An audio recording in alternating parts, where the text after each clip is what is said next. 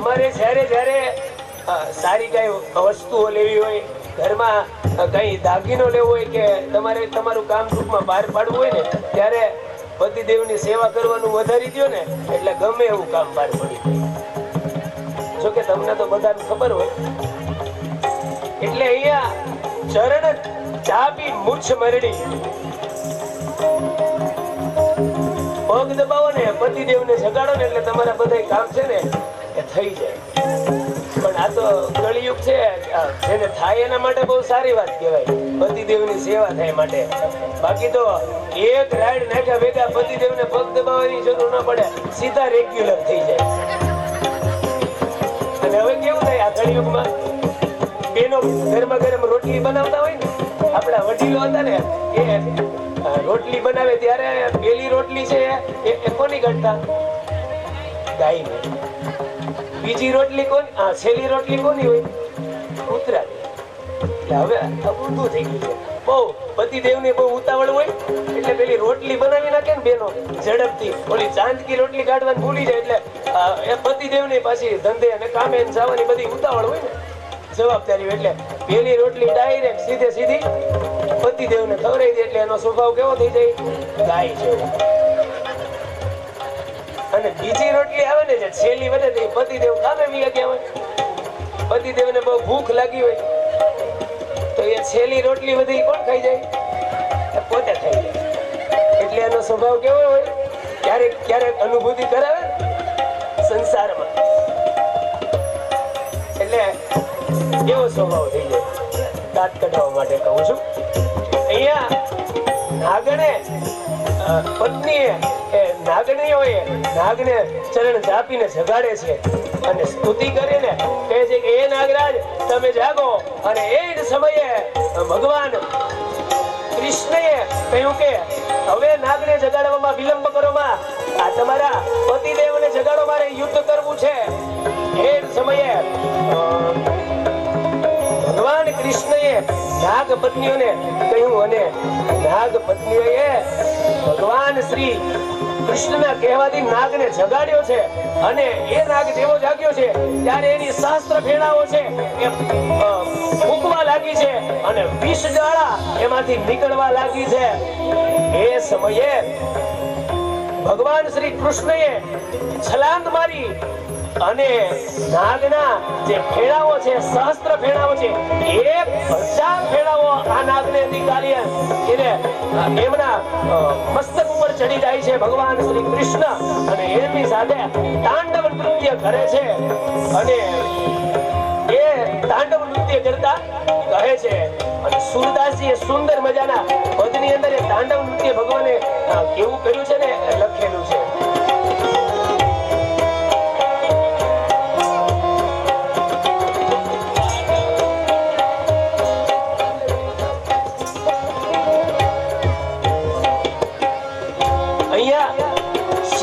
કૈલાસમાં તાંડવ કર્યું ને એ ભૈયા ભગવાન નૃત્ય કરે છે, એ નૃત્ય તાંડવ કહેવામાં આવે છે.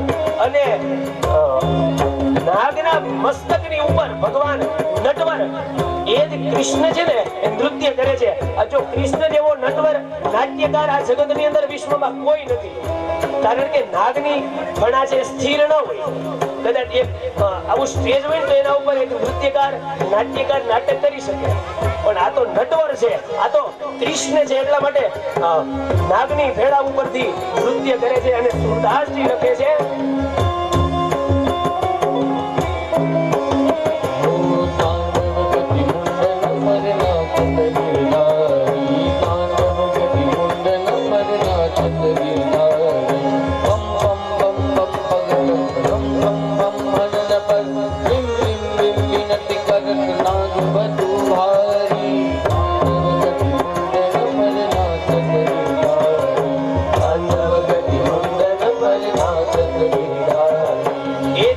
ભગવાન ગિરધારી એ જ કૃષ્ણ નાગની ફણાઓ ઉપર સહસ્ત્ર ફેણાઓ ઉપર એ ફૂંકવે છે અને કૃષ્ણ એ તાંડવ નૃત્ય કરે છે. સુરદાસજી કરે છે, સુરદાસજી પણ કહે છે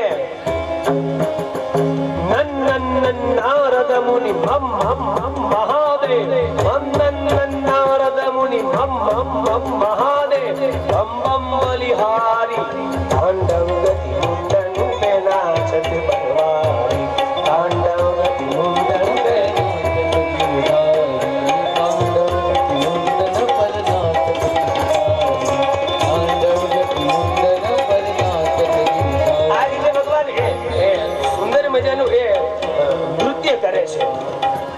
અને દેવતાઓ એ નૃત્ય જોવે છે. કોણ પણ એ નૃત્ય જોયું છે?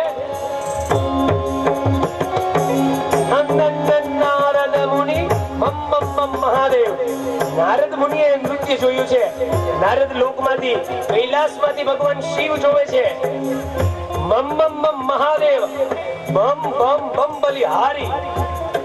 આ નારદજી મહાદેવ એ બધા દેવતાઓ જોવે છે, વિદ્યાધરો જોવે છે. અને બધા જ દેવી દેવતાઓ છે ને, એ બધા જ દેવી દેવતાઓ, ગંધર્વો, ઋષિ મુનિઓ, કિન્નરો, આ બધા જ આ ભગવાનનું નૃત્ય જોવે છે. અને સુરદાસજી કહે છે ધન ધન ધન દેવ સકલ ગમ ગમ મુનિ ગંધર્વ. આ ગંધર્વો છે એ દ્રશ્યને જોવે છે, તાંડવને જોવે છે.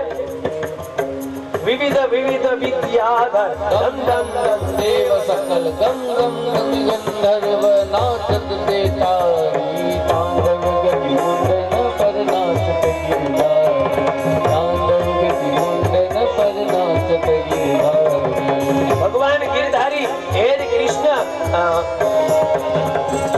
નાગના એ ભેણાઓ ઉપર, કાલિયાની ભેણા ઉપર સુંદર મજાનું નૃત્ય કરે છે. અને ધીમે ધીમે ધીમે એ બંને વચ્ચે યુદ્ધ થવા લાગ્યું છે. ભગવાન કૃષ્ણ એમની સાથે યુદ્ધ કરે છે. અને બધી જ નાગરીઓ બે હાથ જોડી અને કૃષ્ણને કહે છે કે હે પરમાત્મા, આપ યુદ્ધમાંથી મારા પતિદેવને આપ મુક્ત કરો. થોડી જ વારની અંદર એના પ્રાણ વયા જશે અને અમે પતિદેવ વગર અમારું પણ મૃત્યુ થશે, માટે એને આપ મુક્ત કરો. અને ભગવાન એ વિષધર, એ જ કૃષ્ણ, એ જ નટવર કાલિય નાગરી ઉપર રહી અને પરમાત્માઓ ત્યાં મુક્કા મારે છે. અને એ જ સમયે એનામાં જે ઝેર છે, વિષ છે, એ બહાર આવે છે. અને પરમાત્મા કૃષ્ણએ એમની સાથે યુદ્ધ કરી અને એ કાલિય નાગને વિષયુક્ત કર્યો છે. પછી નાગણીએ સ્તુતિ કરી છે કે હે પરમાત્મા, આપ એવી કૃપા કરો કે અમને મુક્તિ મળે. અમે તો એક જે નાગણીઓ છે ને, એ ભગવાનને કહે છે કે અમે તો સર્પની જાતિઓ છીએ. પ્રભુ, આ અવતાર દુષ્ટોને દંડ આપવા માટે થયો છે, તેથી આ અપરાધીને દંડ રાખવો એ બધી યોગ્ય વાત છે. પરંતુ આપની દ્રષ્ટિ એ શત્રુ અને પુત્રનો કોઈ ભેદભાવ નથી. તેથી પરમાત્મા, અમને તમે દંડ આપો. અમે તેના પાપનું પ્રાયશ્ચિત કરવા માટે તૈયાર છીએ અને આપ અમારું કલ્યાણ કરો. ત્યારે ભગવાને એમના ઉપર ચરણ મૂક્યું છે, કાલિય નાગ ઉપર ચરણ મૂક્યું છે અને ચરણ છાપ્યું છે. તમે જોજો, આપણે સર્પની જાતિઓ ઘણી બધી છે આ ભારત વર્ષની અંદર, આ વસુંધરા ઉપર, આ પૃથ્વી ઉપર. તો એ જાતિમાં ભગવાને જેના ઉપર મસ્તક મૂક્યું છે ને, ત્યાં પરમાત્માનું ચરણ પાદુકાનું ચિહ્ન દેખાય છે. ત્યારે તમે કોઈ નાગના તમે દર્શન કરો ને, ત્યારે એ નાગ જ્યારે તમારી સામે ફેણ ચડાવે, ત્યારે પરમાત્માએ એમાં જે ચિહ્ન દેખાય છે ને, ભગવાન કૃષ્ણએ એના ઉપર મૂકેલું ચરણ ચિહ્ન છે. એટલા માટે પરમાત્માની એના ઉપર, એ સર્પ ઉપર કૃપા થઈ છે. અને યમુનામાંથી એ સર્પને વિષયુક્ત કરી છે. આખી યમુનાની શુદ્ધિકરણ પરમાત્માએ કર્યું છે. આને નાગદમન લીલા કહેવામાં આવે છે. એ કાલિય નાગની સાથે પરમાત્માએ યુદ્ધ કરી અને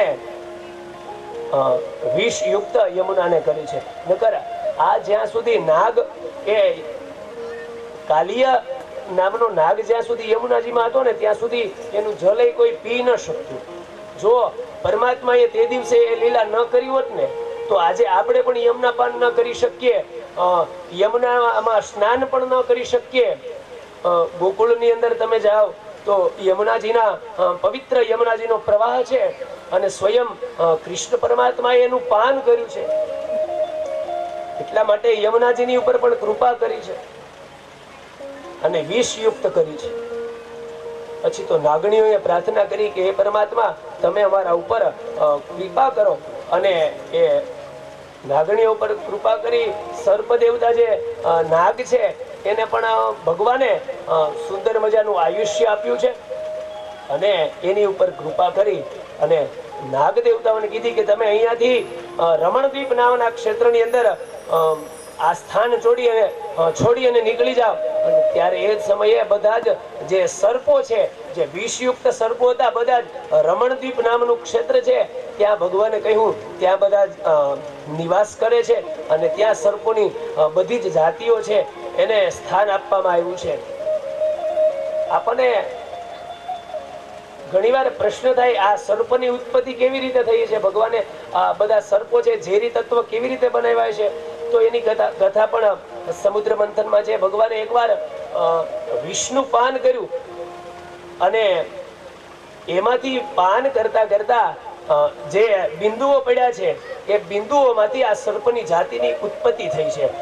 જે ઝેરી બધા જીવજંતુઓ છે ને બધા જ એ ભગવાને જયારે વિષપાન કર્યું સમુદ્ર મંથન વખતે, એમાંથી જે બધા બિંદુઓ પડ્યા ને આ બધી સર્પની જાતિઓ, વીછીની જાતિઓ, જેટલા ઝેરી જીવજંતુઓ છે ને બધા એમાંથી પ્રગટ થયા છે. અને એની મુક્તિ કરવા માટે ભગવાન કૃષ્ણએ એના ઉપર ચરણ ચિહ્ન મૂક્યું છે અને એમની મુક્તિ કરી છે. રમણદ્વીપમાં બધી સર્પની જાતિઓ ગઈ છે. ત્યાર પછી તો ભાગવતની અંદર અનેક વર્ણન છે. પ્રલંબાસુરનો પરમાત્માએ ઉદ્ધાર કર્યો છે. ત્યાર પછી એકવાર ગોકુળની અંદર દાવા નળ લાગ્યો હતો. એ દાવા નળમાંથી પણ પરમાત્માએ ગોવાળોને, ગાયોને, વાછરડાઓને પણ પરમાત્માએ બચાવ્યા છે. અને એ જ સમયે ગોવાળો અને ગાયોના રક્ષણ માટે પરમાત્માએ દાવા અગ્નિનું પાન કર્યું છે.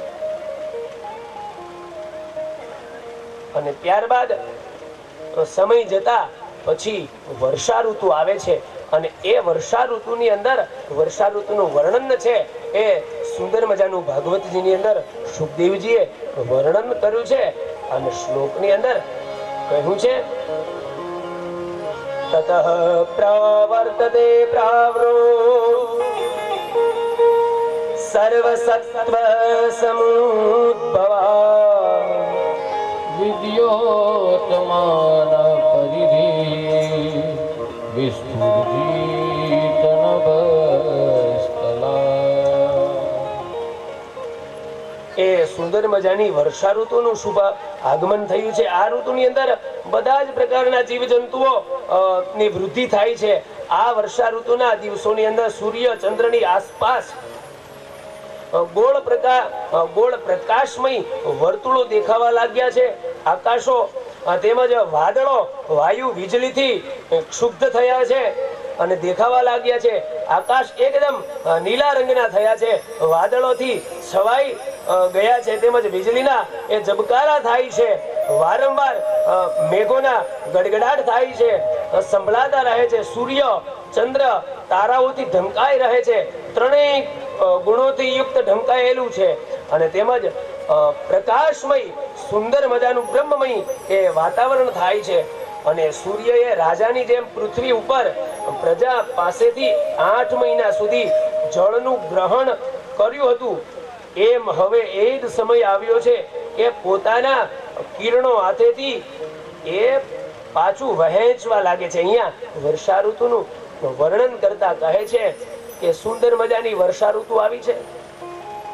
અને જેમ જેમ અત્યારે આપણે આ તડકો તપે છે, જેમ જેમ સમય જશે એટલે ચૈત્ર માસ પૂર્ણ થશે એટલે વૈશાખ મહિનો આવશે. વૈશાખ મહિનો જશે એટલે એ અષાઢ મહિનો આવશે અને જેઠ મહિનો આવશે. અને એ જ સમયે ધીમે ધીમે સમય જતા જતા જતા એ સુંદર મજાની વર્ષા ઋતુ આવી છે. અને એ સમયે મોરલાઓ ટંકાર કરે છે અને કોયલો છે એ પણ ટંકાર કરે છે. સુંદર મજાનું વાતાવરણ થયું છે.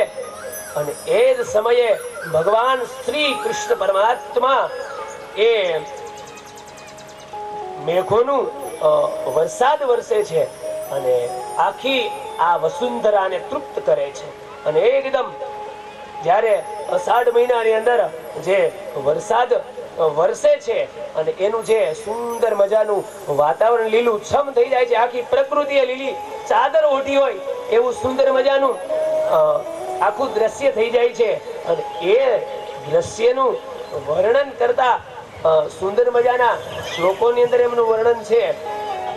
અને એ વર્ષા ઋતુમાં વૃંદાવનની અંદર અનેક ફળો આવે છે અને એ વનની અંદર વિહાર કરતા બલરામજી માલવાળો ગોવાળો એ વનની અંદર પ્રવેશ કરે છે.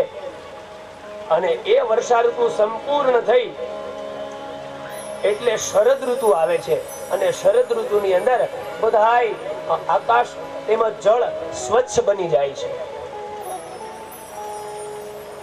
આપણે પણ જોઈએ ને, જ્યારે અષાઢ મહિનાની અંદર વરસાદ વરસે, અષાઢ અને શ્રાવણ મહિનાની અંદર એ વરસાદ જેની 8-10 દિવસની એલીઓ થાય છે, એ વર્ષા ઋતુની અંદર થાય છે.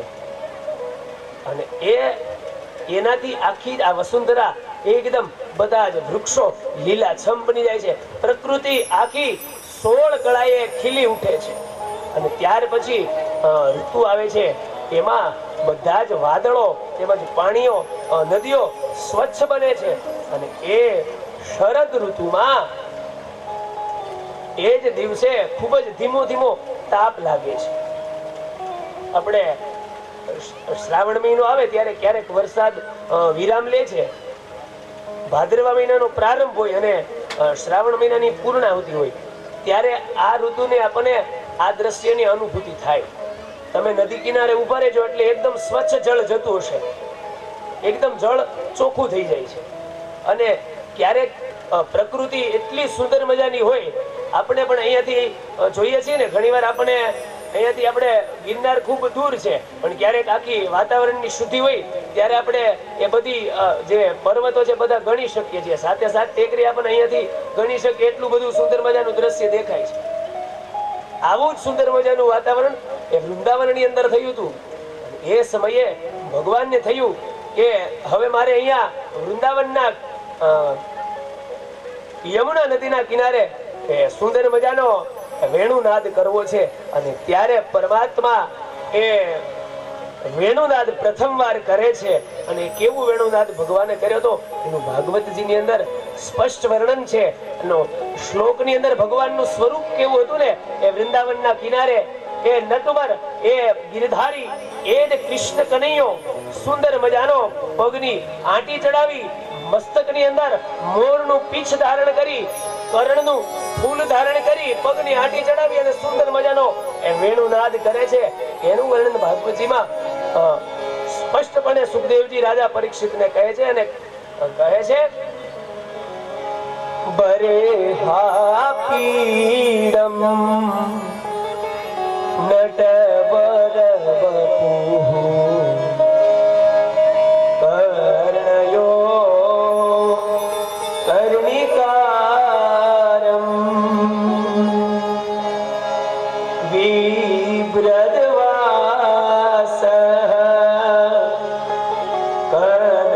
કનકકપિશમ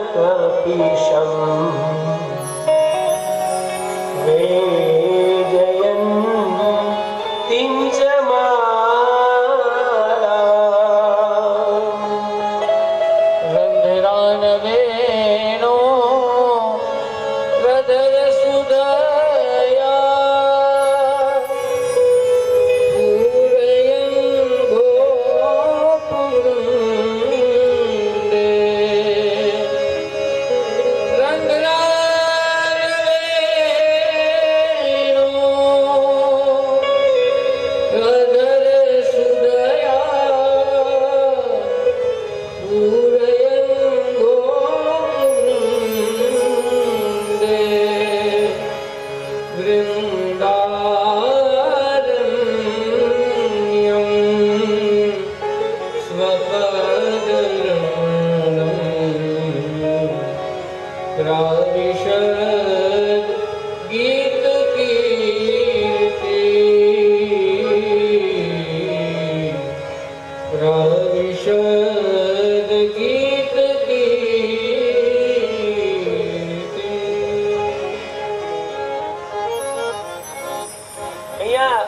ભગવાન શ્રી કૃષ્ણએ જે વેણુનાદ કર્યો છે ને એનું સુંદર મજાનું ભાગવતજીની અંદર વર્ણન છે. બરહા પીડમ નટવર વપુઃ કર્ણયોઃ કર્ણિકારમ. સુખદેવજી કહે છે કે તેમના મનની અંદર અનુપમ ઝાંખી થઈ રહી હતી એવા શ્રી કૃષ્ણ ગોપ કુમારોની સાથે વૃંદાવનમાં પ્રવેશ કરી રહ્યા છીએ. તેના મસ્તક ઉપર મયુર પીછ છે. એના મસ્તકની અંદર ખૂબ જ પ્રિય છે. ભગવાનને મોરનું પીછ છે ને ખૂબ જ પ્રિય છે. એટલે મસ્તક ઉપર એ મોર મુગટની ઉપર સુંદર મજાનું મોર પીછ એ શોભે છે. અને કાનની અંદર સુંદર મજાના જે કર્ણના પુષ્પો છે એ કાનની અંદર પરમાત્માએ એ લગાવેલા છે. કર્ણયોઃ કર્ણિકારમ. એક કાનની અંદર સીધું પુષ્પ છે. જો ભાગવતકારે કેટલી બધી નોંધ લીધી છે કે એક કાનની અંદર સુંદર મજાનું એ સીધું પુષ્પ છે અને બીજા કર્ણની અંદર એક પુષ્પ થોડું વાકું વળી ગયેલું છે. અને એ જ સમયે સુંદર મજાના પીળા કર્ણના પુષ્પો ધારણ કર્યા છે. શરીર ઉપર સોનેરી પીતાંબર ધારણ કર્યું છે. કંઠની અંદર 5 પ્રકારના પુષ્પોથી બનેલી વૈજયંતી નામની એ માળા છે. રંગમંચ ઉપર અભિનય કરતા શ્રેષ્ઠ નટવર જેવો વેશ ધારણ કર્યો છે. નટવર વપુઃ. નટવર એટલે જ્યારે કોઈ નાટ્યકાર અભિનય કરતો હોય અને એમણે પાત્ર ધારણ કર્યું અને સુંદર મજાનો લાગતો હોય એવો લાગે છે. બીજું કે વરહ, જ્યારે વરરાજાના વિવાહ હોય અને મંડપની અંદર જ્યારે એ તોરણે આવે અને જેવું સ્વરૂપ લાગતું હોય એવું પરમાત્માનું સુંદર સ્વરૂપ લાગે છે. અને પરમાત્મા સુંદર મજાની વાંસળીના છિદ્રોથી અધરામૃત ભરી રહ્યા છે. પોતાનો શ્વાસ છે એ વાંસળીને ભરી રહ્યા છે અને એ સુંદર મજાનો વેણુનાદ કરે છે. અને એ વેણુનાદ છે ને ત્રણેય લોકની અંદર સંભળાયો છે. અને એ વેણુનાદથી બધી જ ગોપીઓ, બધી ગાયો, નદીઓ, બ્રહ્માજી વગેરે દેવતાઓ એ સ્તબ્ધ થઈ ગયા છે. ઇન્દ્રની અપ્સરા છે એ પણ સ્તબ્ધ થઈ ગઈ છે. અને સુરદાસજીએ પણ સુંદર મજાના એ પદની અંદર ગાયું છે. એ શ્રેષ્ઠ સુંદર મજાનો એવો ભાવ છે. એવી સુંદર મજાની વાંસળી વગાડી છે પરમાત્માએ.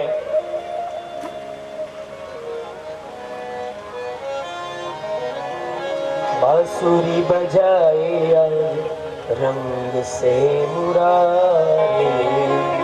बांसुरी बजाया रंग से मुरारी.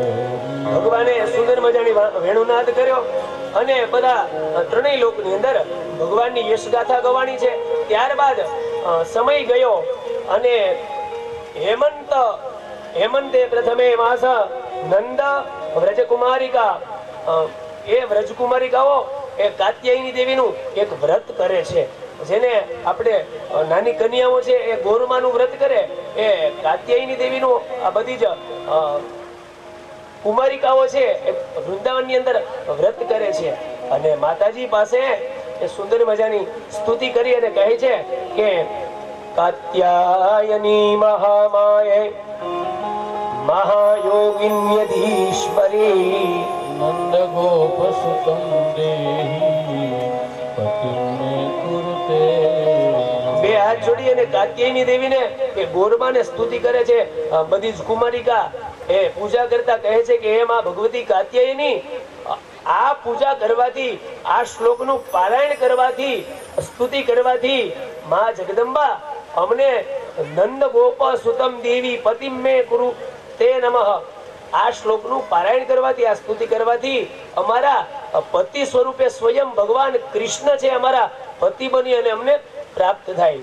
શાસ્ત્રની અંદર ભાગવતજીની અંદર કીધું આ શ્લોકનો જે કુમારિકા છે, જે કુંવારી કન્યા છે દરરોજના માટે એ પાઠ કરે છે તો એને કૃષ્ણ જેવા ગુણવાન પતિની પ્રાપ્તિ થાય છે. એટલા માટે આ વ્રત છે એ કાત્યાયની દેવીનું વ્રત સમજાવ્યું છે.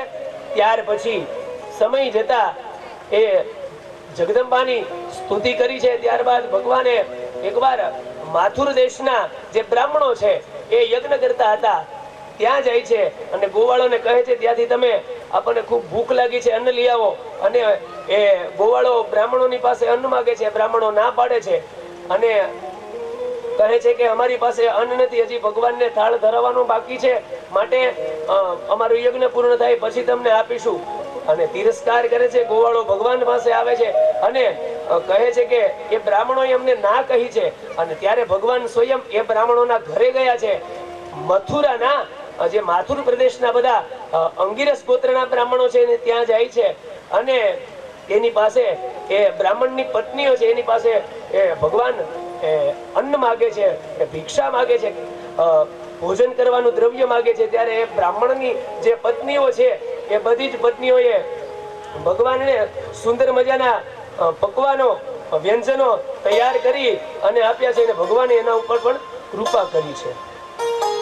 આ વાત આવીને એટલે ટૂંકની અંદર કહી દઉં કે મથુરાના, તમે અહીંયામાંથી જે મથુરા ગયા હશો ને એને ખબર હશે, મથુરાથી જે ચુબાજી આવે છે ને એ ચુબાજીને એને જ્યારે યજ્ઞ થતો હતો ને ત્યારે ગોવાળિયાઓ ભગવાન કૃષ્ણએ મોકલ્યા હતા કે જાઓ એમની પાસેથી ખાવાનું દ્રવ્ય લઈ આવો, ખૂબ ભૂખ લાગી છે. ત્યારે તેણે ના પાડી હતી. પછી એના ઘરે ગયા, ભગવાનને ખબર પડી કે કદાચ આ બ્રાહ્મણો આપણને ના પાડે છે એટલે આપણે એના ઘરે જઈએ, એમના પત્નીનો બધાનો સ્વભાવ ઉદાર છે એટલા માટે આપણે ત્યાં જઈએ. અને ભગવાન સ્વયં એમના ઘરે જાય છે અને એ બ્રાહ્મણોના પત્ની, જેને આપણે શું કહીએ ગામઠી ભાષામાં ગોરાણીમાં, એની પાસે જાય છે ભગવાન સ્વયં અને એની પાસે કહે છે કે અમને ખૂબ ભૂખ લાગી છે, કંઈક ભોજન પડ્યું હોય, સારું દ્રવ્ય પડ્યું હોય તો આપો. અને ત્યારે એ જ જે બ્રાહ્મણ પત્નીઓ છે એ ત્યાં ભગવાનને સુંદર મજાના થાળ આપે છે, કારણ કે એને ખબર પડી ગઈ કે ભગવાન આપણી ઘરે ભોજન કરવા માટે આવ્યા છે. અને બ્રાહ્મણોને ખબર નહોતી એટલે ત્યારથી ભગવાને એ બ્રાહ્મણ પત્નીઓને આશીર્વાદ આપ્યા છે કે જાઓ, તમારે જ્યાં સુધી સૂર્ય ચંદ્ર ને મથુરા રહેશે ને ત્યાં સુધી તમારે કોઈ દિવસ કઈ કામ કરવું પડશે નહીં. એટલે મથુરામાં ક્યારેક કોઈ બ્રાહ્મણની ઘેરે જવાનું થાય ને ત્યારે જોજો ગોરાણીમાં છે ને સુંદર મજાનો એક ઝૂલો હોય, એની ઉપર આખો દી હિચકતા હોય અને એ પાછા એમને પાન ખાવાની ટેવ હોય, પાન ચડાવ્યું હોય એને. એટલે પાન ચડાવી, પગ ઉપર પગ ચડાવી અને એ ઝૂલા ઉપર હિચકતા હોય, કામ કરવા વાળા કામ કરી જાય. અને બ્રાહ્મણ દેવતા જે ચુબાજી છે મથુરામાં જે યાત્રાળુ આવે, આપણે જઈએ તો એ નથી કહેતા કે હાલો હું તમને આખા ગોકુળના મથુરાના દર્શન કરાવી દઉં. એટલે એમને ભગવાને એ વરદાન આપ્યું છે કે બ્રાહ્મણ પત્નીઓને કે તમને સદાયને માટે મથુરા પ્રદેશ જ્યાં સુધી રહેશે ને ત્યાં સુધી સુખ પ્રાપ્ત થશે. એટલા માટે ત્યાંનો નિયમ પણ એવો છે. જો એ મથુરાની અંદર બ્રાહ્મણો એ લગ્ન વિધિ થઈ જાય ને એટલે એ કન્યાનું દાન થઈ જાય એટલે એ સવારે આખો દિવસ છે ને એ કન્યા પોતાના માતા પિતાની ઘેરે હોય, રાતે એના સાસરાની ઘેરે જાય. એટલે આખો દિવસ ત્યાં કઈ કામ કરવાનું હોય નહીં, કારણ કે એ માથુર પ્રદેશના બ્રાહ્મણો પણ ઘરે ના હોય. એટલા માટે આખો દિવસ એ ગોરાણી હોય ને એના બાપુજી ઘેરે વહી જાય. એટલે આખો દિવસ કઈ કામ કરવું પડે નહીં. રાત્રે પાછા બધા ભેગા થઈ જાય, સવારમાં પાછા નીકળી જાય. આ ત્યાંની પરંપરા છે. એટલા માટે ભગવાન એના ઉપર કૃપા કરી. ત્યાંથી આગળ જતા પછી એક દિવસ નંદ બાબા કહે છે કે આપણે સુંદર મજાનો યજ્ઞ કરવો છે અને પર્જન્યની ઇન્દ્રની પ્રસન્નતા માટે યજ્ઞ કરવો. ત્યારે ભગવાને કહ્યું કે શા માટે ઇન્દ્રની પ્રસન્નતા માટે યજ્ઞ કરવો જોઈએ? ત્યારે નંદ બાબા કહે છે કે જો ઇન્દ્રનો આપણે યજ્ઞ કરીએ ને તો વૃષ્ટિ થાય, વરસાદ આવે, કારણ કે ઇન્દ્ર છે એ પર્જન્યના એટલે કે વરસાદ લાવવા માટેના શ્રેષ્ઠ દેવતા છે, માટે આપણે એની પૂજા કરી, આપણી પરંપરા છે. ત્યારે ભગવાને કીધું કે એવું નથી, શાસ્ત્રની અંદર બતાવેલું છે કે જેટલું કર્મ તમે કરો ને એટલું જ તમને એના ફળની પ્રાપ્તિ થાય છે. માટે ઇન્દ્રના યજ્ઞ કરવાની જરૂર નથી. માટે આપણે ગોવર્ધનની પૂજા કરીએ, આ પ્રકૃતિની પૂજા કરીએ. એટલા માટે જ આપણે વૃક્ષો વાવીએ છીએ ને, બને ત્યાં સુધી વૃક્ષ કાપતા નથી. જો પૂજનીય વૃક્ષ પીપળો, આસોપાલવ છે, તુલસીજી છે, બીલી છે, આ બધા વૃક્ષો છે ને એ બધા જ વૃક્ષોનું આપણે પાલન કરીએ છીએ. એટલા માટે પ્રકૃતિની પૂજા રમેશની માટે તમારે આ વિશ્વની અંદર, આ બ્રહ્માંડની અંદર, આ જગતની અંદર ઓક્સિજન જોતું હોય તો જ્યાં સુધી આ વૃક્ષો હશે ને ત્યાં સુધી સારું અને શુદ્ધ ઓક્સિજન મળશે. કોરોનામાં બધાએ અનુભૂતિ કરી લીધી ને ઓક્સિજનની, બધાને ઓક્સિજન ઘટતું ત્યારે સિટી મોટા મોટા શહેર છોડીને ક્યાં આવી જતા બધા ગામડે આવતા હતા ને. એ શું કામે? કારણ કે અહીંયા શુદ્ધ વાતાવરણ છે, આપણા વૃક્ષો છે, આપણા જંગલો છે, એનાથી શુદ્ધ વાતાવરણ છે. એટલા માટે પ્રકૃતિની પણ પૂજા કરવી જોઈએ. એટલે ભગવાને પ્રકૃતિની પૂજાની શરૂઆત કરી છે અને કહ્યું કે આ પર્વતની આપણે ગિરિરાજની તળેટીમાં જઈએ અને એની પૂજા કરીએ. અને ત્યારે બધા જ ગોવર્ધનનાથ જે ગિરિરાજ પર્વત છે ત્યાં જાય છે અને બધા જ ગોપ ગોવાળો અને એમની પ્રકૃતિની એ પર્વતની પૂજા કરે છે. અને ત્યારે સ્વયં કૃષ્ણ પરમાત્મા ગિરિરાજ બને છે અને ગિરિરાજના એ સ્વરૂપની અંદર પરમાત્મા એ પૂજાનો સ્વીકાર કરે છે. બધા જ ગોપ ગોવાળોએ બધાએ ભગવાનની સુંદર મજાની ગિરિરાજની એ પૂજા કરી છે. અને એ પૂજામાં નારદજી પણ આવ્યા હતા. એટલે પૂજા પૂર્ણ થઈ એટલે એક પડિયાની અંદર પ્રસાદ લઈ અને સીધા જ નારદજી કોની પાસે ગયા? ઇન્દ્રની પાસે. કારણ કે ઇન્દ્રને એમ હતું કે મારી પૂજા થઈ એટલે વરસાદ આવે છે. અને એટલા માટે નારદજી ઇન્દ્રલોકમાં ગયા અને એક પડિયામાં એમને પ્રસાદ આપ્યો. એટલે નારદજીએ પ્રસાદ દીધો ને એટલે ઇન્દ્રએ પ્રસાદ તો લઈ લીધો કે બહુ સરસ મજાનો પ્રસાદ છે. નારદજી આ પ્રસાદ ક્યાંથી લઈ આવ્યા? એટલે શું કીધું નારદજીએ કે આ પ્રસાદ છે ને એ ગોવર્ધનનાથજીની યજ્ઞ થયો છે, કૃષ્ણએ યજ્ઞ કર્યો છે, આ એની પ્રસાદ છે, માટે તમે આ પ્રસાદ લ્યો. ત્યારે ઇન્દ્રને આમ તો આપણી ભાષામાં કહીએ ને તો નારદજીએ એવું કહી દીધું કે આ તારું નાક કપાણું ને એનો પ્રસાદ છે. તને અત્યાર સુધી એવો ભ્રમ છે કે મારાથી વરસાદ આવે છે, પણ ખરેખર એવું કઈ છે નહીં. એટલે ઇન્દ્રને તો તરત જ આમ ઈર્ષા થઈ ગઈ કે આ મારી રજા લીધા વગર આ ગિરિરાજજીની પૂજા થઈ અને એનો યજ્ઞ થયો છે. દર વર્ષે તો મારી પૂજા થાય છે, મારો યજ્ઞ થાય, મને તો આમંત્રણથી ખબર નથી. અને જેવી ઇન્દ્રને ખબર પડી એટલે ઇન્દ્રએ વરસાદના બધા જે ગણો છે એ બધા જ ગણોને, એમાં જે વરસાદનો મુખ્ય ગણ છે એમાંથી 12 પ્રકારના મેઘ છે ને એમાંથી સાંવર્તક નામના જે વરસાદનો જે ગણ છે ને એને સાંવર્તક નામના મેઘને આજ્ઞા કરે છે કે જાઓ તમે ગોકુળની અંદર, વૃંદાવનની અંદર, ગિરિરાજની અંદર વરસી પડો અને ત્યાં નુકસાન કરો. એ સમયે ભગવાન શ્રી કૃષ્ણ પરમાત્માને ખબર પડી કે એટલી બધી વૃષ્ટિ થાય છે, અચાનક એટલો બધો વરસાદ, વાવાઝોડું આવે છે. એનું કારણ છે ઇન્દ્રને ઈર્ષા થઈ છે, માટે આ વરસાદ આવ્યો છે. અને એ જ સમયે બધા જ ગોવાળિયાઓ પશુ એ ડરવા લાગ્યા, ભયભીત થઈ ગયા. અને ત્યારે કહ્યું કે હે કનૈયા, હવે આપણે શું કરીશું? અને ત્યારે ભગવાન શ્રી કૃષ્ણ પરમાત્માએ એ જ સમયે કૃષ્ણએ ગિરિરાજજીને નમસ્કાર કર્યા છે અને પોતાના સ્વરૂપ ગિરિરાજજીની અંદર પર્વતની અંદર પધરાવ્યું છે. ને એ જ સમયે ભગવાન શ્રી કૃષ્ણએ ગિરિરાજજી એ પર્વતને ધારણ કર્યો છે, પોતાના ટચલી આંગળી પર ગિરિરાજજીને ધારણ કર્યા છે. એટલા માટે ભગવાન શ્રી ગોવર્ધનનાથ સ્વરૂપે પૂજાયા છે. બોલીએ શ્રી ગિરિરાજ ધરણ કી જય. આ જ સમયે ગિરિરાજજીને પરમાત્માએ ધારણ કર્યો છે અને ગોવર્ધનની પૂજા કરી છે. બધા જ ગોવાળોને એ ભયભીત થયા હતા એને બચાવ્યા છે અને પોતાના ગિરિરાજની છત્રછાયાની અંદર બધા જ ગોવાળોને ત્યાં રાખ્યા છે. અને 7 દિવસ સુધી એ સમયે વરસાદ આવ્યો હતો. પછી તો બધાને 7 દિવસ સુધી એક ધારો વૃષ્ટિ થતી હતી વરસાદની, એટલે બધાને ભૂખ અને તરસ લાગી. અને ત્યારે જે ગિરિરાજજીની પૂજા માટે વ્યંજનો, પકવાનો, મીઠાઈઓ બધી બનાવી હતી એ ગિરિરાજજીને જે અર્પણ કર્યા હતા એમાંથી બધાએ એ પ્રસાદી લીધી. આજે વાળા પરિવારના આંગણે પણ અહીંયા ગિરિરાજજી નું પ્રાગટ્ય થયું છે અને અહીંયા પણ આપણે 56 ભોગ પરમાત્માને અર્પણ કર્યો છે. તો આવો આજની કથાને અહીંયા આપણે વિરામ કરીએ અને એ આરતી કરીએ. અને દરેક શ્રોતાઓએ પ્રસાદ લીધા વગર કોઈએ જવાનું નથી, એટલે પ્રસાદ લઈ અને બધા જજો. આપણે સુંદર મજાના બપોર પછીના છત્રની અંદર વિવાહ થવાના છે અને અમારા યજમાન કથાના એ જોરુભાઈ વાળાને આંગણે સુંદર મજાની ભગવાન શ્રી દ્વારકાધીશ પરમાત્માની જાડેરી જાન પણ આવવાની છે અને સુંદર મજાના જાજરમાન ભવ્યાતિ ભવ્ય વિવાહ પણ થવાના છે. તો એ વિવાહ આવતીકાલે છે. તો એ વિવાહની અંદર પણ બધા પધારજો. અમારે બોલું દાદાનું. હા, એટલે મને તો પેલા એમ જ થયું, આ લિસ્ટ આપી ગયા ને શાસ્ત્રીજી, આમાં જો ચણા દાળ 250 લખીશ, મગ દાળ 250 લખીશ, મગ છડી, મસૂરની દાળ, તુવેરની દાળ, સિંગ તેલ. એટલે મને એમ થયું કે મારે આ બધું લઈને આવવાનું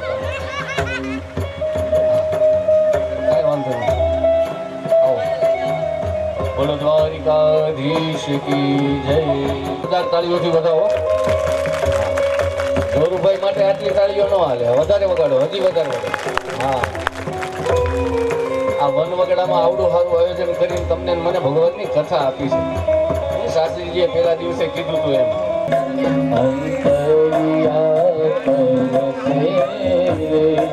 લાલા તારી પૂજા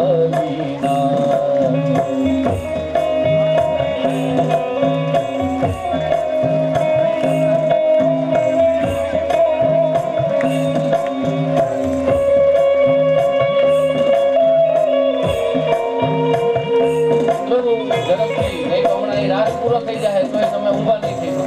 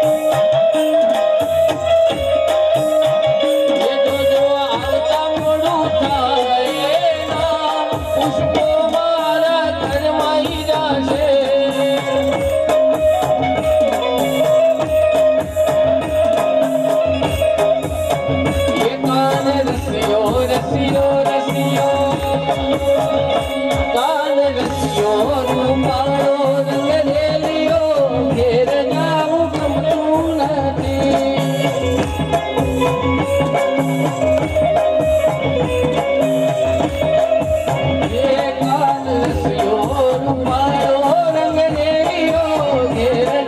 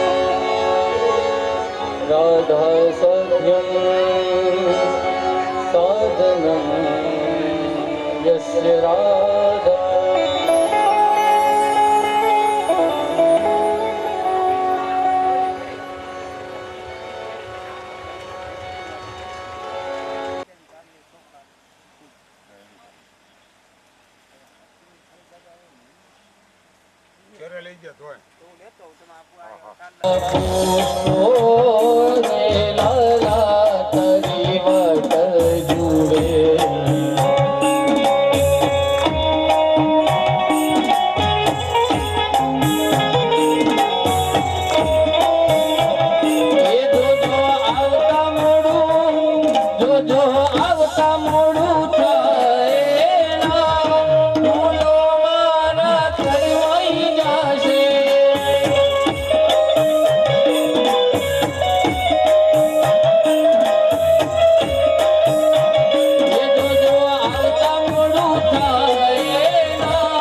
પુષ્પો મારા ઘરમાંઈ જાશે.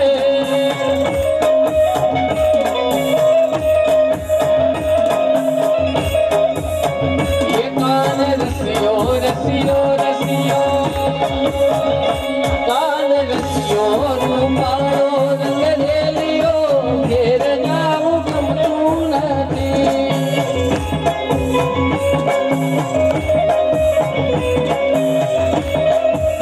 એ કાન રસિયો રૂપાળો રંગ રેલિયો ઘેર જાવું ગમતું નથી.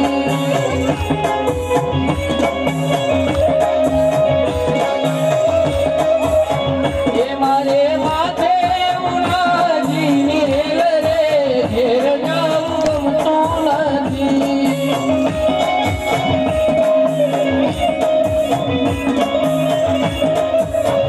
એ મારે માથે છે પાણીની રેલ રે ઘેર જાવું ગમતું નથી.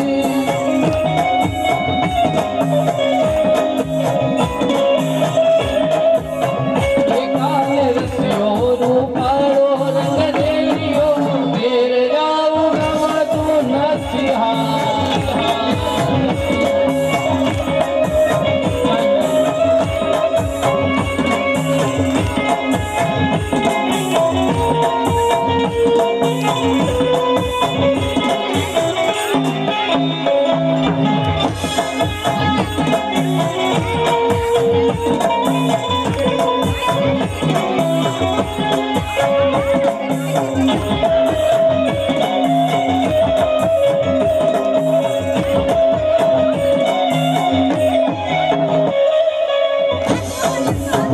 એ હરિભાયું દોયા વિના આવ્યા ઘેર જાવું ગમતું નથી.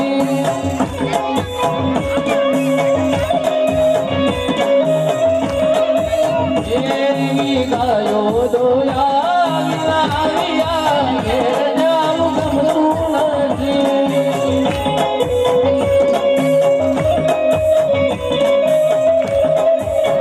એ હવે જોજો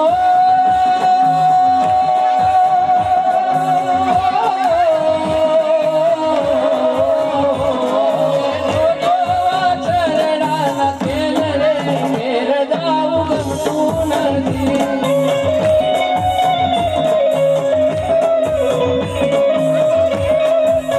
એ કાન રસિયો રૂપાળો રંગ રેલિયો ઘેર જાવું ગમતું નથી.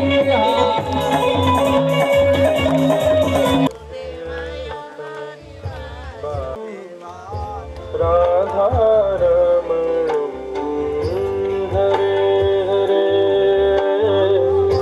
राधारमण हरे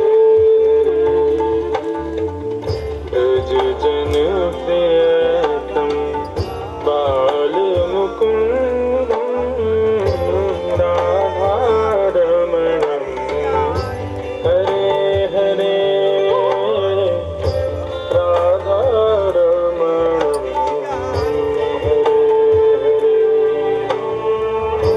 केसर तिलकम कृष्ण राधारमण हरे हरे राधारमण हरे ब्रज जन प्रिय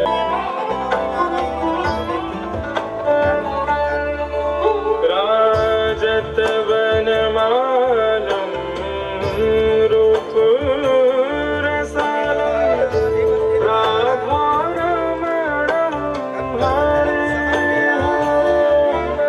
राजत वनमालम रूप रसालम राधारमणं हरे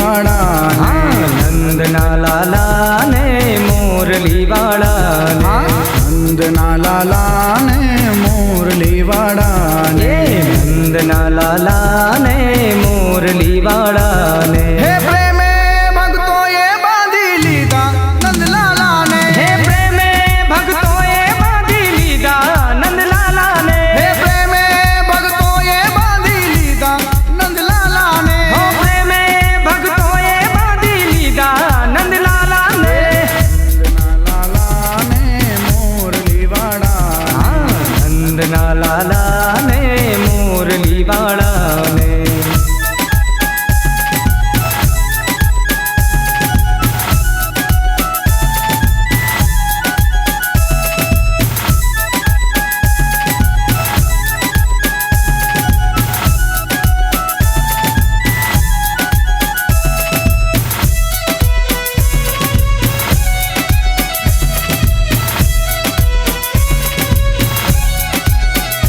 હે મારું ના માનો તો તમે સુદામાને પૂછજો મારું ના માનો તો તમે સુદામાને પૂછજો હા મારું ના માનો તો તમે સુદામાને પૂછજો મારું ના માનો તો તમે સુદામાને પૂછજો હે ભાઈબંધીમાં કેવા બાંધી લીધા નંદલાલાને હે ભાઈબંધીમાં કેવા બાંધી લીધા નંદલાલાને હો મિત્રતામાં કેવા બાંધી લીધા નંદલાલાને હે મિત્રતામાં કેવા બાંધી લીધા નંદલાલાને નંદના લાલાને મુરલી વાળાને નંદલાલાને મોરલી વાળાને